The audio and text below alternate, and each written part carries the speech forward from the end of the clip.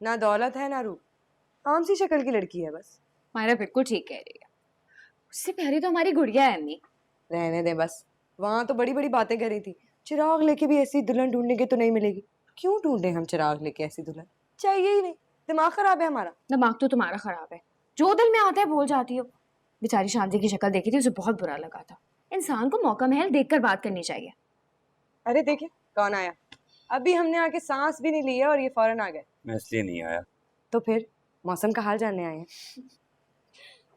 मैं तो आपसे ये पूछने आया हूँ कि आप लोग भाभी को साथ क्यों नहीं लेके गए।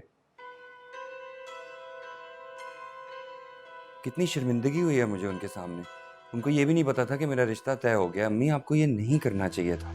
अच्छा बस, मुझे बताने की जरूरत नहीं है कि मुझे क्या करना चाहिए और क्या नहीं। अपने घर के तमाशे दूसरों को दिखाने का मुझे कोई शौक नहीं। कैसा तमाशा?